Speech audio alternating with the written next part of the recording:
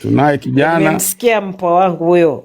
Tunaye Anawasumbua. kijana anajitahidi kwa kweli. Kwa hiyo anavunja rekodi, maana ndio anaongoza saizi kwa TikTok. Inasimama mpaka na watu 5,000, sio mchezo. Kabisa. Ya, sasa nimemsikia, of course, alichosema Habil ni sawa. Hata mimi nilipewa taarifa siku ya Jumatatu juzi kwamba kuna mambo wanaandaa, wanataka kuweka mkeka hapo wa watu sijui wawape ugaidi, alafu waombe extradition, warudishe watu. Kwa hiyo kitu ipo na ni upumbavu kwa kifupi, kwa sababu sasa hivi wakianza kuleta hivyo, kwanza sasa hivi hatihati ipo tayari ya serikali hizi za Umoja wa Ulaya, lakini wakumbuke kwamba wanavyokuwa wana target watu ambao ni wanaharakati ambao wana reputation zao, basi wajue kwamba kutakuwa na sanctions za kutosha. Na mwisho wa siku taarifa tunayo kwamba hawana pesa. Tunayo taarifa pia kwamba watashindwa kuanza kulipa mishahara very soon, lakini pia tuna taarifa kwamba sasa hivi wanaanza kuletewa personal sanction, yani wameanza kwa target moja, wataanza kutajwa, watashindwa kusafiri. Lakini wakumbuke kama ilivyokuwa kwa Paul Makonda, ukiwekewa sanction kwa mfano na serikali ya Marekani, ina maana hata dola huwezi kuwa nayo kwenye account, yani wanakuambia pesa yao huruhusiwi kutumia, au kama EU basi euro utakuwa huwezi kuwa nayo.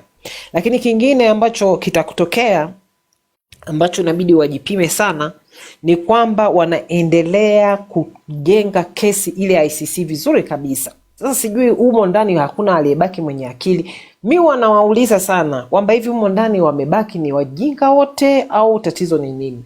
Kwa sababu unavyokuja kujenga kesi hizi ambazo kila mtu anajua ni feki, na huku mmeshapewa kazi kubwa sana ya kujitetea katika mambo kama mauaji ambayo tayari imeshathibitishwa kwamba mauaji yamefanywa na polisi, alafu una target watu ambao tunafahamika kama human rights defender. Maana wanapenda sana kutuita tu activist, lakini sisi ni human rights defender. Sisi tunapambana kuokoa maisha, na wengine sisi hatujaanza jana wala juzi, tumeanza miaka mingi hii kazi tumeifanya.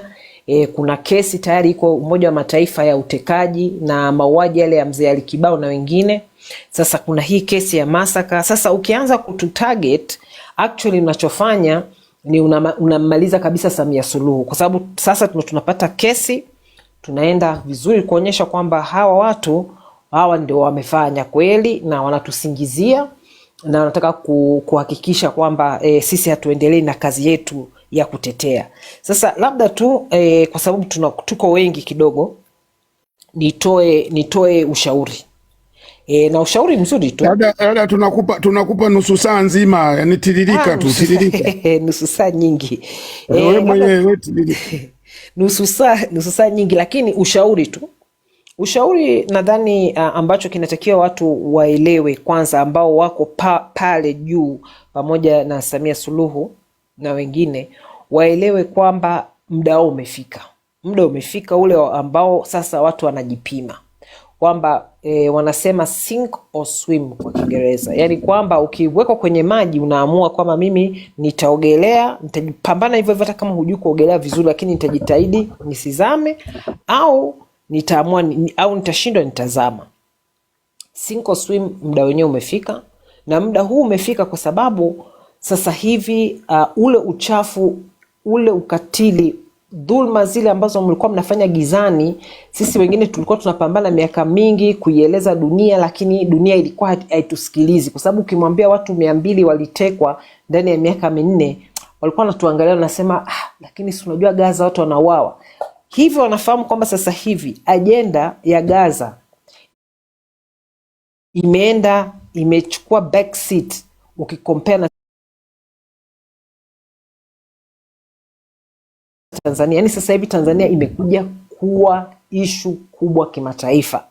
Sasa mnavyoanza kupambana na wanaharakati, mnataka kuframe wanaharakati ambao walikuwa tayari wanatoa taarifa kuhusiana na mambo yenu, basi mjitayarishe kwamba hapo kitakachotokea ni kwamba mnaenda kupewa kesi moja kwa moja bila shida, na huyo ambaye mnafikiri mnamtetea, huyo Samia Suluhu, ndio mnamsulubu kabisa.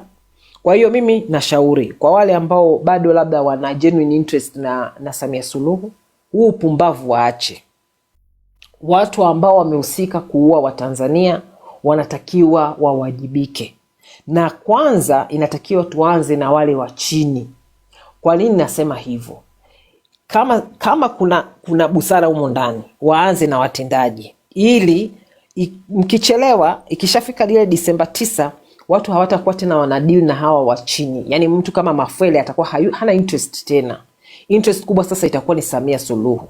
Kwa hiyo mimi naomba nirudie tena na washauri, kama mna akili hata kidogo tu, hamhitaji kuwa na akili nyingi, akili kidogo tu, basi natakiwa muache upumbavu kama huu. Kama mnataka kujitetea, tafuteni njia. Sasa kingine, of course nimemsikia hapo Habila alikuwa ameongea vizuri kabisa kuhusiana na mipango yao, lakini kumbukeni huku wanamtuma Kombo, huyo ambaye ndio waziri haramu wa nje, anapiga masimu, anahangaika. Sisi tuna taarifa zake na tunamchora. Anapiga simu, anahangaika, mara mtume sijui balozi wa wapi. Hawapewi fedha. Na waelewe, sisi tunafahamu kote walikopita, tunafahamu kote walikoenda kuomba, na ni hivi, hamtapata. Na itafika kipindi nchi mtashindwa kuiendesha. Sasa kama mnataka kuizamisha nchi yote pamoja na utawala wenu, ni sawa.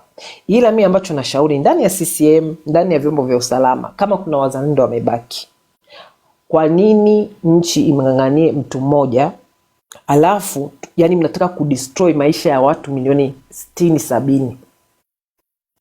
Sijui kama mna maelezo haya. Mi zaidi hapo tu niseme, kwa sababu nimepata fursa, nashukuru sana na washukuru sana vijana wa TikTok, ni kwamba kitu ambacho kinatakiwa serikali ielewe, hii ambayo ni haramu. Vijana sio wajinga, vijana wanajielewa. Hakuna mtu, kani mnavyosema sijui kuna kushawishi, sijui kufanya nini kuwalipa, hakuna mtu analipwa. Maandamano ambayo ilitokea 29, 30, 31 mpaka tarehe 1, watu bado walikuwa wanaendelea kuandamana. Hakuna mtu ana uwezo wa kulipa. Yaani hata mje na mabilioni ngapi, hakuna mtu ana uwezo wa kuwalipa watu wote hawa. Watu wametoka kwa sababu wamechoka. Vijana wametoka kwa sababu wana akili, wanaelewa. Lakini nadhani kuna shida nyingine ya pili ambayo inakuja na imeshaanza kujitokeza. Watu wakikosa haki kupitia mahakama, kupitia nafasi ambazo zipo, ambayo sasa hiyo inaweza ikawa ni kwa njia ya hizi tume na kadhalika, kutakuwa na shida kubwa. Na sasa hivi washukuru kwamba bado tupo, ambao sisi tunaweza tukaongea kwa sauti kubwa na bado tukaomba kwamba watu wafanye maandamano ya amani, waendelee kwa vitu vya amani. Kujaribu kutusingizia kwamba sijui tunaleta ugaidi, tumewalipa watu wafanye nini, ni uongo.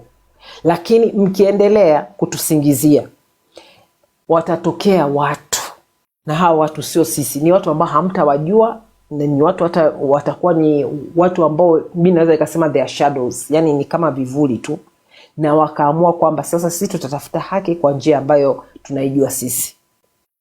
Nchi inaenda kuungua kabisa. Sasa hawa watu ambao wamemzunguka Bi Samia ni watu ambao hawana hekima. Muda umefika. Either wanasema kwamba inatakiwa a style up, atafute watu ambao wanaweza kumshauri vizuri, angalau akisema anaondoka, aondoke kwa namna fulani ambayo bado atakuwa na maisha baada ya siasa. Kuondoka kwa fedhea hii ni mbaya sana, mbaya sana. Na kuna kitu ambacho hawakioni, lakini mwisho mbele inazidi kuwa mbaya kwao. Sio kwetu, ni kwao.